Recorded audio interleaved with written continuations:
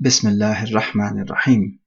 We are on ayah number 204 of Surah Al-Baqarah. Let us continue بحول الله وقوته. قال الله تعالى: ومن الناس من يعجبك قوله في الحياة الدنيا ويشهد الله على ما في قلبه وهو ألد الخصام. The ayah begins by saying وَمِنَ النَّاسِ, from mankind. Now, one of the Mufassirin as-Suddi says that this ayah was revealed about a man called Al-Akhnas ibn Shariq al-Thaqafi, who proclaimed Islam from his tongue, but actually his heart harbored kufr. But the point is that this ayah is revealed about any such a person who is similar to Al-Akhnas. In other words, a munafiq. Yu'jibuka, from i'jab, to please something. So his qawl, his speech, pleases you. This is when he embraces Islam. Fil hayat ad-dunya, in this life.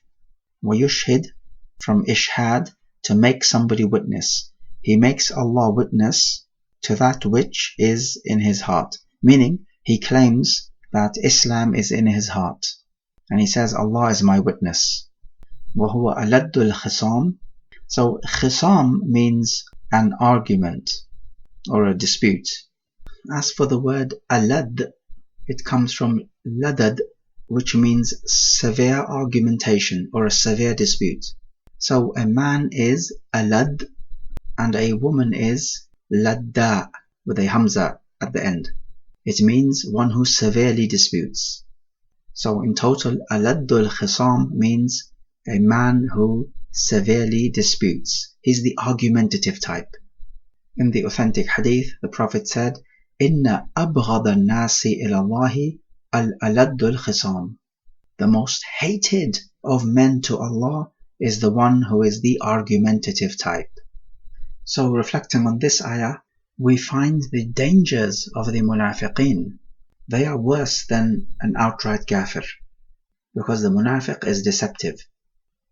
What makes matters even more complicated is that we are required to judge people on their apparent behavior. So if a person declares Islam, we also declare him to be a Muslim. We are not required to search in his heart. Yes, his heart may be harboring kufr, but our job is to judge people by their apparent speech and behavior.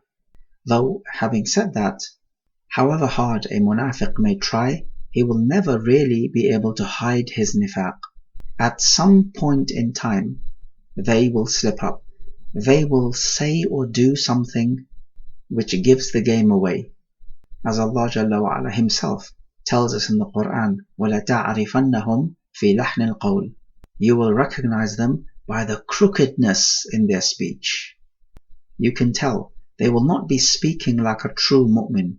There will be some crookedness and deviation in their speech, and also in their actions, and in their beliefs. You will be able to tell that he is not the right one, or as the Australians say, he's a wrong 'un. We also learn from this ayah the dangers of being an argumentative person. Normally people who are argumentative are not going to arrive at the truth, for the simple reason that they are arguing to support their own opinion. They are not arguing to arrive at the truth, because if you are arguing to arrive at the truth, you would be prepared to let go of your opinion to arrive at the truth. But normally people who are argumentative are not like this. They only want to give victory, not to the truth, but to their own opinion.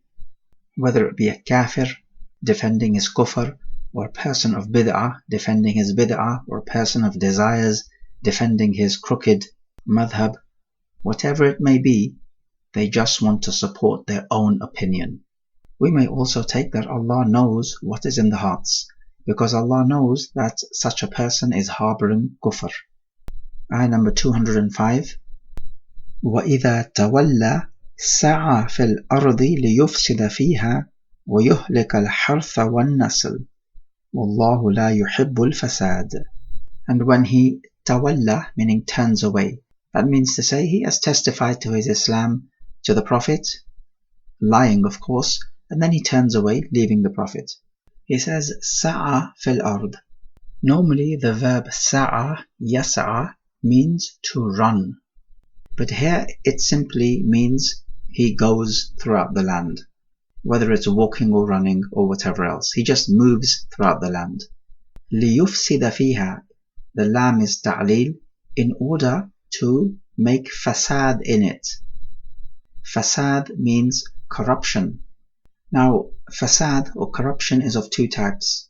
Hissi, that is a physical corruption, and ma'nawi, non-physical corruption. So hissi would be killing people, murdering people, destroying property, that type of thing. Something which is physical.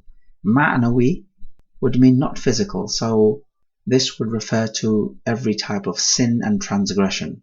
Because with sin, you are not destroying life and property, but it is still corruption on earth. Any sin is corruption on earth. And the greatest of sins, of course, is kufr. So this fasad refers to both types of corruption. In the tafsir, we read that this person, Al-Akhnas Al-Thaqafi, had some arguments with some members of Thaqif tribe, and so he went and killed them by night and destroyed their crops and animals.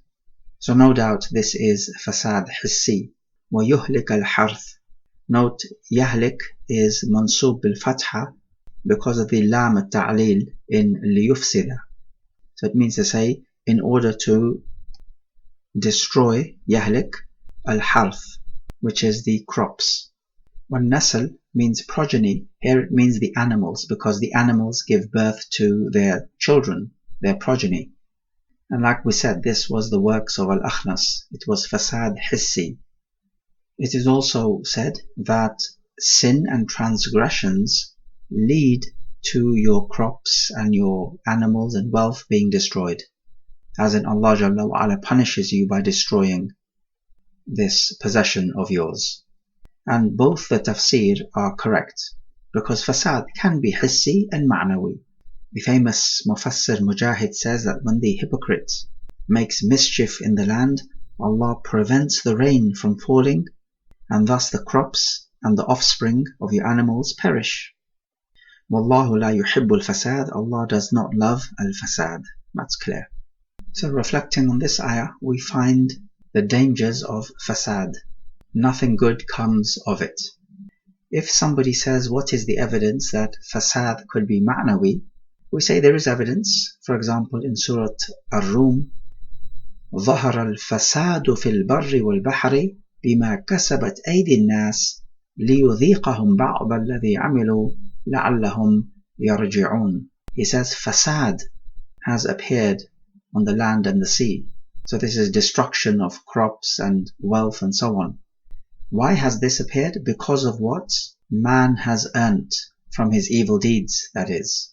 So he may make the people taste the results of their actions, so that hopefully they may return back to Allah Jalla wa Ala.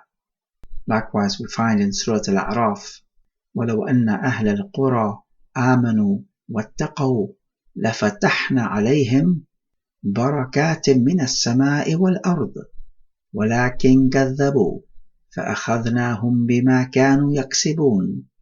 If the people of the village were to have iman and taqwa, we would open up for them the blessings of the heavens and the earth.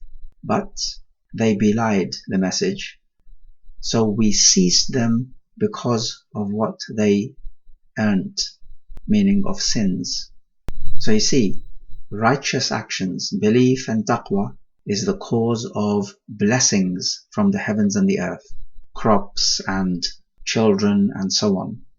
And the opposite to that is sinful behavior, which deprives you of blessings and sends down the punishment of Allah Jalla wa Ala. We seek refuge. We find that Allah does not love al-fasad. Also in Surah Al-Ma'idah, He says, Wallahu la yuhibbul mufsidin. Allah does not love those who spread fasad. Which would then mean, if we turn the coin over, that He does love those who are righteous. The opposite of fasad is salah, being righteous and fit for the job. So he does not love the mufsideen, but he does love the muslihin, those who rectify the affair and they correct themselves and others. Also, note something interesting. When he says he does not love certain types of people or things, does it mean he hates them? Well, actually it's worse than hate, because not loving something means you are devoid of any love for them. Whereas if you hate somebody or something, you could still love them, because you could have a love-hate relationship. That is entirely possible. In fact, most marriages are love-hate relationships. Your spouse, be they a husband or a wife, are going to do things which make you hate them and really drive you up the wall. However, they will have another part which you love. So it is a love-hate relationship. But Allah Jalla wa Ala does not say here that He hates them. He says He has no love for them. That is far more emphatic and harrowing. Ayah 206. وَإِذَا قِيلَ لَهُ اتَّقِ اللَّهَ أَخَذَتْهُ الْعِزَّةُ بِالْإِثْمِ فَحَسْبُهُ جَهَنَّمُ وَلَبِئْسَ الْمِهَادُ. So when it is said to him, fear Allah, أَخَذَتْهُ الْعِزَّةُ. So أَخَذَ here means to seize someone or something. Al-Izzah means honor, meaning his sense of honor makes him reject the advice to fear Allah. So he thinks he's too big and important to be told to fear Allah. In other words, pride and arrogance. This could happen from anyone, from a kafir and even from a Muslim. Bil ithmi, with sin. So this is to say, his arrogance leads him to yet more sin. فَحَسْبُهُ, hasb means enough. Jahannam is originally a Persian word, and the Quran uses this. It means fire, and there are different titles for the fire of hell in the Quran. Jahannam is one such a word which occurs frequently. Wa and labitsa, the lam here, it appears it is the lam which comes after an oath, as in to say, Wallahi labitsa al-mihad. By Allah, it is a bad mihad. We talked about bitsa before, which is a fi'l jamid. It only ever takes the past tense form, like ni'ma and laysa. So bitsa is the opposite of ni'ma. So it means how bad, or what a bad.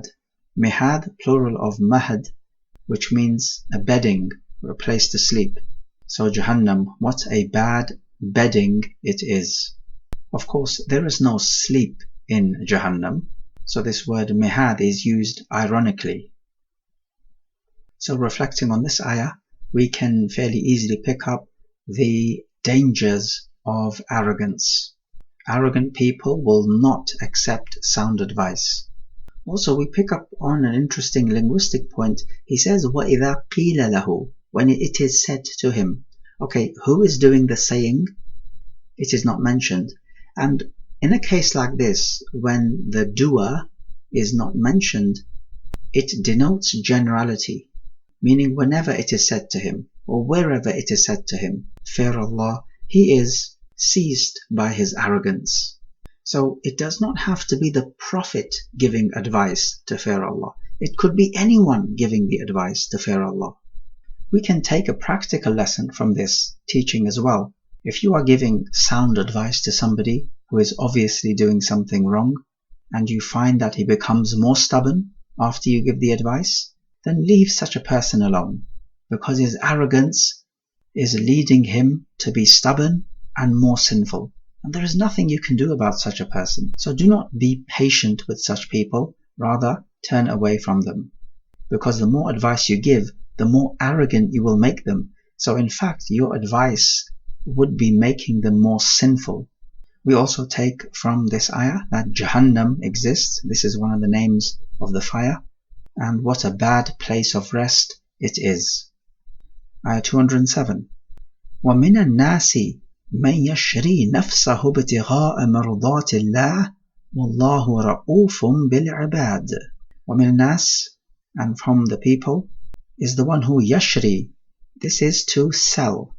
Nafsahu, he sells himself. Why does he do that? Ibtigha'a mardatillah. Ibtigha, seeking, mardat, pleasure of Allah. Okay, so what is this all about? We need some background knowledge. Ibn Abbas radiallahu anhuma and others have said that this ayah refers to Suhaib ibn Sinan al-Rumi. He embraced Islam in Mecca and wanted to migrate to Al-Madinah, where the Prophet was. But the Quraysh prevented him from migrating with his money. They said, you can only migrate if you leave all your wealth behind. And he did so. When the companions, including Umar ibn al-Khattab, saw Suhaib al-Rumi on the outskirts of Mecca, which is in a place called Al-Harra, he told them about what happened, and they said to him, your trade has been successful. And this ayah was revealed about him. He sold his own self for the pleasure of Allah. However, even if we say this ayah was revealed about Suhaib radiallahu anhu, still the words are general, and we take the generality. Anyone who would sacrifice his own self or his own wealth for the pleasure of Allah comes under this ayah. The greatest sacrifice is putting your life on the line, fighting in the way of Allah. If you are killed on the battlefield, then you have sold your own self for the pleasure of Allah, as in you have sacrificed yourself. Because when you sell your wealth, you give away the wealth. So here you are giving away yourself. And he says Allah is Ra'uf, of the wazn fa'ul, sigha mubalagha. It's a more emphatic type of usage. It comes from Ra'fa, which they say is Ashaddur Rahma. It is the strongest form of mercy and compassion. So you may see it translated as full of pity. So Allah is Ra'uf, He's full of pity to His ibad, His servants. Okay, so reflecting on this ayah, immediately something that strikes us in this ayah is that now Allah Jalla wa Ala is speaking about a true mu'min, whereas in the previous 3 ayat He was speaking about the lowest of the low, the munafiq. And now He's speaking about the highest of the high, a mu'min who will even give up his own self for the pleasure of Allah.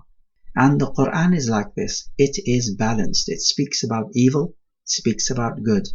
It is always balanced. And this is exactly how we should be. We must always be balanced in our actions and in our beliefs and in our speech. That's the aim, is always to maintain balance. It's not easy, but it must always be our constant and unwavering aim. We find in this ayah the virtue of the one who sacrifices either his wealth or his self for the pleasure of Allah. We find in this ayah the centrality of sincerity to Allah.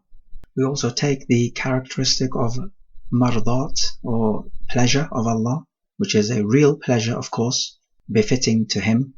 We also find Ra'fa as a characteristic of Allah, and He is Ra'uf to all of His servants, because the word ibad means servants. That includes the mu'min and the kafir. He has severe mercy on all of His servants. Otherwise, if He wanted to, He would have the right to punish everybody immediately when they commit sin. But rather, He gives them plenty of respite, and He provides for them, and is most forbearing and merciful. Wallahu a'lam.